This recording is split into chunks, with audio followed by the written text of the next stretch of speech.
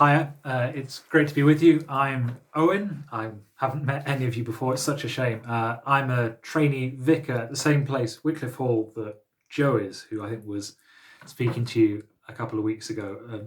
Here to share a thought for the day from Luke's Gospel, I think picking up where you've been going through. I guess before we have a think about what Luke says, what God says to us through Luke, please pause the video, go and grab a Bible, or if you haven't got a Bible, go on Bible Gateway and read this bit of the Bible. It's Luke 12:35 to 48. So yeah, please pause me and go and read it and then click play when you get back.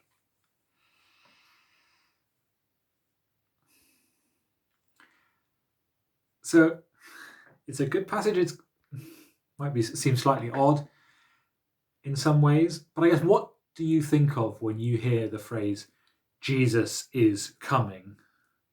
Now, if you're like me and you really appreciate the comedic work of Rowan Atkinson, then you might think of Johnny English, where the phrase Jesus is coming, look busy, is tattooed on a wannabe Archbishop of Canterbury. Or you might think of some of the slightly crazy movements that you get often, it seems, in the United States, where people think that they know the day and the hour when Jesus is coming back, and so they sell everything.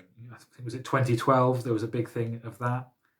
See, I don't know what you think about when you hear Jesus is coming, but that's what he's talking about. And if we just put those things to one side, it's great, isn't it, that Jesus is coming back? I mean, it's wonderful when those we love come and visit us. I've remembered times when I had to be away with work for 10 days. Oh, it was wonderful when I came back home, was able to see my wife again. It was wonderful. But I guess when those we love come back or come and see us, kind of being ready so that we get the right reactions, kind of important. So, I mean, when I first moved away from home, should we just say as a young man, I wasn't always as up to scratch on tidying and doing the washing up as I could have been. So often my mum and dad would come to visit, and the reaction I would get would be very soon my mum would be in the kitchen doing the washing up for me, which was a little embarrassing. So it's good to be ready. And Jesus, he says, be ready. He says, be dressed ready for service and keep your lamps burning, like servants waiting for their master to return from a wedding banquet, so that when he comes and knocks, they can immediately open the door for him. I guess Jesus says it's important for us to be ready for him to come back. And I guess that's particularly hard at the moment, because I don't know about you, but it just feels like nothing's changing and this is dragging on and on. It feels like you're a servant waiting up in the dead of night, waiting for someone to come back, not sure when they're going to arrive, and your eyelids are drooping. Well, I'm finding it hard to keep waiting when it feels like nothing's changing. But Jesus says, be ready. And the picture he gives is wonderful, that this man comes back from this wedding banquet, and then he will dress himself to serve and make the servants, recline at the table and will come and wait on them. It's like, that's a weird picture, that this master of a big house comes and he waits on his servants. The only thing I could think of is maybe if instead of me and my mum, if it was like what would happen, I don't know, when the Queen visited Prince Charles after if he went to uni or if he moved out from home, knock at the door, Charles, we're here. Comes in, discovers that he's not done the washing up. Actually, Charles, I'm going to go and do the washing up. While I'm there, would you like a ham sandwich? Imagine if you got served by the Queen.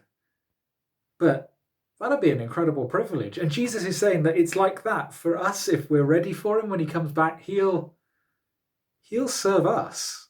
I mean, he's already done that at the cross when he died for us and paid for our sin, but he's going to come and he's going to serve us. I don't know how that makes you feel. It makes me long for him to come back.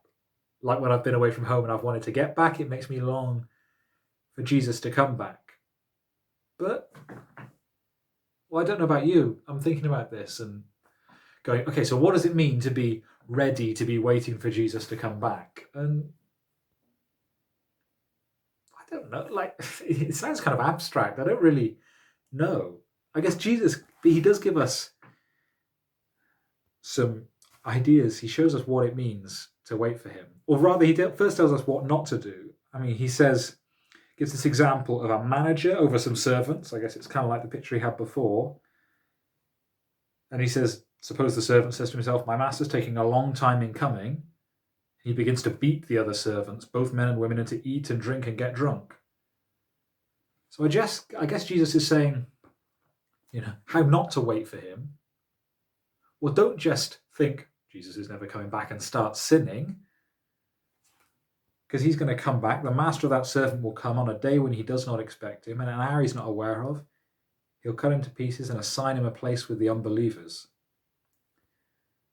I guess it reminded me a little bit of when my sister and I were younger. And, I'm sure those of you with children, the children never fight at all. But, occasionally me and my sister, we'd have had a little bit of an argy-bargy. And my dad used to work away from home quite a bit. But if we knew that Dad was coming back on a Friday night, if we were still arguing, we knew there'd be trouble because we shouldn't have been arguing. And so Jesus is saying, don't be like this abusive manager, because if you are, when he comes back, actually, there'll be punishment. And I don't know, I think that's a good thing. That it means that if people are abusive to us, even if they say they're Christians, there'll be justice when Jesus comes back. Also means if you're being abusive, stop it. Jesus hates it, and there'll be justice when he comes back. So if that's kind of like what it doesn't mean to wait for him, or not waiting for him means abusing people, what does it mean to wait? Well, again, he kind of says what it doesn't mean. He says a servant who knows the master's will and doesn't get ready or doesn't do what the master wants will be beaten with many blows. Again, if you know what Jesus wants and you don't do it, there'll be punishment. And yet, if we flip it around, it's knowing what Jesus wants us to do and doing it. That's what it means to wait for him. So how does Jesus want his people to live? Well, he says it time and again in the Gospels, doesn't he? You shall love the Lord your God with all your heart, with all your soul, with all your mind, with all your strength. You shall love your neighbour as yourself. That's it. In its simplest form. It's not rocket science. We don't have to sell everything and wait for Jesus to come back like some people do. We don't have to get tattoos, or we don't even have to look busy. We love God and love other people. I don't know how you can love people at the moment. It's hard, isn't it? It can be hard loving the people you're living with because you've been with them every day for, I guess, getting on a year now. And I guess it'll be good to be doing what Jesus wants us to do when he comes back.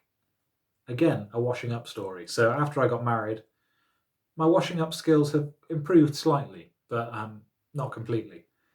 And my wife, she had to work away from home occasionally. And if she came home and discovered that, like she'd asked me to, I'd done all the washing up and the kitchen was tidy, well, she was delighted. And conversely, if on occasion I hadn't done the washing up, well, she wasn't quite so pleased.